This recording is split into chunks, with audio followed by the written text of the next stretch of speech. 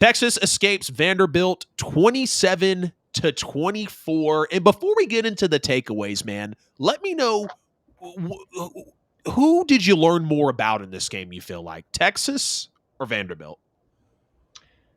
I'm gonna be a little bit of a contrarian here. I learned more about Texas than I knew previously. Yeah, Because look, the Georgia game last week, okay, I get it. You're playing the Dogs, one of the best teams in the country.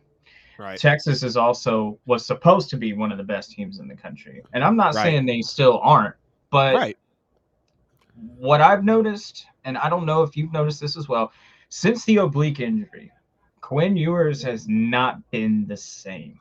Mm-mm, Like Texas is barely mm-mm. scraping by opponents now. Like Right. Vanderbilt beats Alabama. They're high on Mhm. that. They are Yep. really high on that. And Yep. I would even reach out and say UGA fans are glad they don't have to play them Ha. because it could be a trap game. I mean, they did beat Bama, Yeah. and so I mean that's not nothing, and Yeah. they got a pretty decent record. Right. Pavia is a I'm great shocked quarterback. that Georgia doesn't play Vandy this You year. know, That's actually really I surprising. know. I It's was the first actually looking time. forward to it because these dudes are Right, scrappy. I'm like, hey, let's get the redo for the Kentucky game. right. That's what I'm saying. Like, Yeah.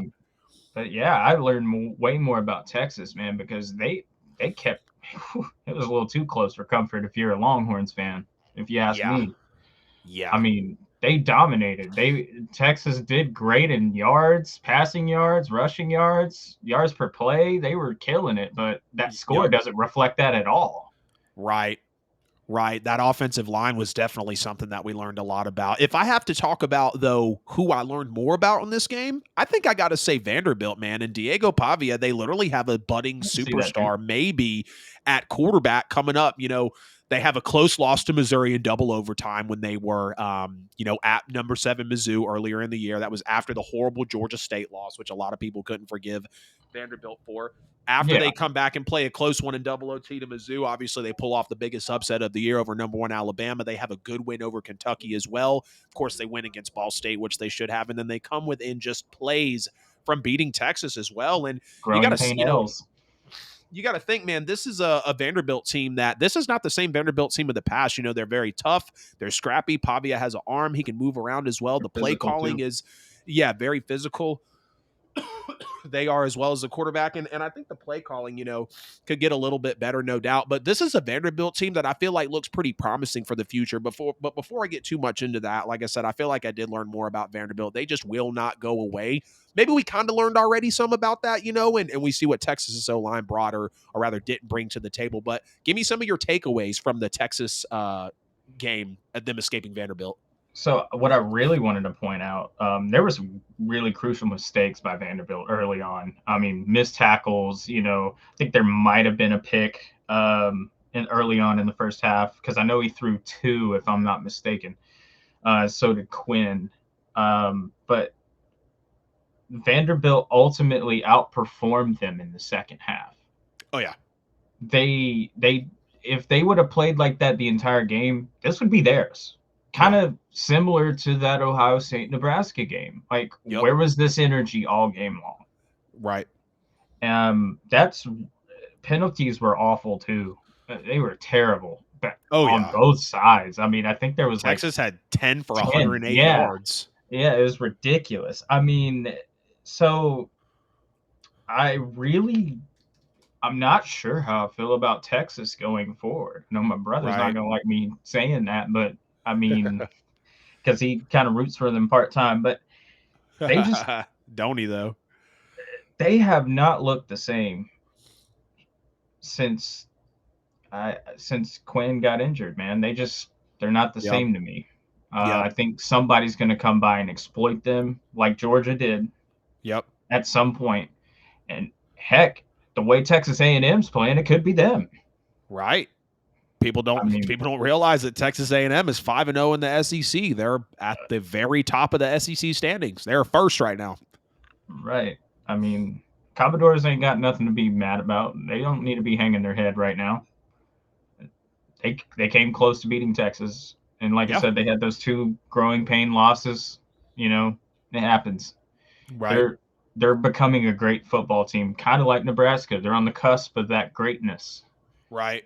And if Diego Pavia keeps it up, and I Yep. think he's got more years of eligibility as well, I think he could be a superstar next year. Right. Yeah, Pavia looks very solid, and I think he's a big catalyst to this offense for sure. Like we said, Texas escapes Vanderbilt 27-24. Vanderbilt comes out with the early tip ball interception that we're kind of seeing a good bit from Quinn Ewers. He is that younger, not that younger, a little bit of that shorter quarterback throwing low over the top of the line, so you are going to see that happen. But it gave Vanderbilt all the momentum right off the bat. Excuse me, they were almost in the end zone just 3 minutes into the game, and Diego Pavia has an 18-yard touchdown scramble. And I felt like that play literally summed up his competitive spirit in Right. one play. I mean, the dude gets out of pressure, goes around the edge, tiptoes on the inside, literally gets like a centimeter of his cleat inbounds, and then literally hits the pylon as he's diving forward for the rushing touchdown. It was great to see, man. But Texas comes back, they bounce back-to-back scoring drives, and it really looked great going down the field for Texas. Quinn Ewers delivering along the way. Then they get their interception back with their own tip ball, and they score for 3 straight drives. But Vanderbilt, Absolutely. if you notice, they got that second interception, which was another tip from Quinn Ewers. They really needed that because it really was all Texas up until that point, not really making it much of a game up until then. And then you get a defensive pass interference from Texas as well. Diego Pavia, maybe with the luckiest play that he's had for Vanderbilt, one of the luckiest plays of the year, somehow threads multiple needles on the touchdown pass as he's running to his right. Thought it was a really, really lucky play, like I said, if I'm being honest. Now, Oh yeah. Diego Pavia made a really bad mistake in this game as well. His second interception, it literally looked as if he was a freshman. I literally had to go to ESPN and see how many years this guy has been playing. For a third-year player, that second interception was just absolutely inexcusable. Vanderbilt's defense in the game, though, backed up against the wall after, the interception, the bad interception Oh from yeah. Pavia that almost gets ran back for a touchdown, and they forced the field goal on Texas. So Vanderbilt, again, learning about them, one of those teams, excuse me, they'll push around on you. They will make you play left-handed. They will try to take your best characteristics away from you. And I think Vanderbilt's done a good job at that over the last month or so, really gaining a lot of that hype after beating number 1 Alabama. You did have a pick six that got called back on Texas. I really thought that changed the game.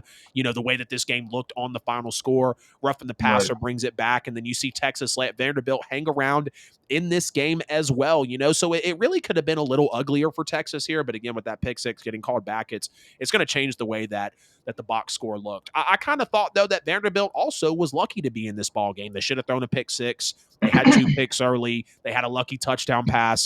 Texas stalls after settling for a field goal after being inside the 5 from the Diego Pavia interception, where Vanderbilt stands up with their backs on the wall. Thought that was a big turning point in the game as well. Both of Quinn Ewers' interceptions turned into 14 Yeah. of 24 points for Vanderbilt. And like you They said, did. ever since Quinn's been hurt, he's not been looking super solid. And whenever you have your turnovers directly contribute to the other team's points, it's not going to be something amazing to look at. We mentioned the 10 penalties for 108 yards on Texas as well. I got to admit, man, I think the Georgia Bulldogs really broke the Texas offensive line. They 5 did. holdings, 2 false starts, 4 sacks, 9 tackles for loss, which really translates to 7 drive-killing penalties, and then the defense chipped in on 3 more. I'll say that again. They gave up multiple sacks in the Georgia game, 7, if I'm not mistaken. In this game, 5 holdings, 2 false starts, 4 sacks, 9 TFLs. So this offensive line is not Right. improving at all, and it has not improved since No. the Georgia game. You want to look at the couple of defensive penalties as well. You had 2 key penalties in the second half that really let Vanderbilt get back into this game. Roughing the passer ended up turning into the targeting call. That led to Vanderbilt's last touchdown.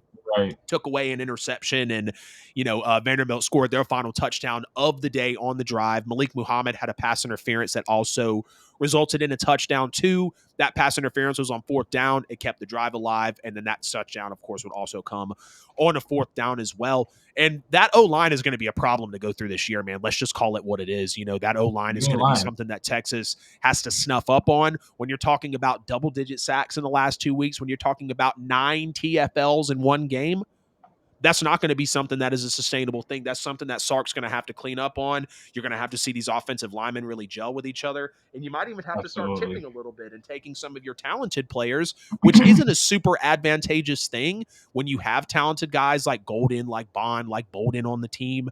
But if you start needing help chipping on the edges, what more can you do than to protect your guy like Quinn Ewers, who, again, once he dealt with that oblique injury, you're a little brittle around him. Like you Yeah. want to make sure that you can protect him. You are talking about the Texas Longhorns, who've been the best that they've been in almost 20 years, and they have national championship aspirations. Yes, they But when do. you roll out an offensive line like that for 2 weeks in a row, Not a good it's going to look. be tough. It's not a good look at all. I want to check Texas's schedule coming up. They've got Florida, Arkansas, Kentucky, and then the last game of the year, Texas A&M. That's one to keep an eye on, Yep. because we're about to talk about Texas A&M playing against LSU. Nick Scorton, who just went off in the TAM game against LSU, he's going to smell blood in the water in the Texas game. You ain't kidding. They're going to smell blood in the water when they play Kentucky as well. Now, they do get to play Kentucky at home, but they're in College Station on the last game of the year in the SEC. That could possibly be for a spot in the SEC championship against potentially Georgia. It's going to be a Mm-hmm. big game for them. So, give me a scale of 1 to 10 confidence rating for you, watching Texas walk through the rest of this year. Are you confident that this team can be as they were advertised before they met the Georgia Bulldogs? I don't think they will be on brand as to what they were advertised Yeah, before Georgia. I think, like you said, it sucked a little bit of life out of them.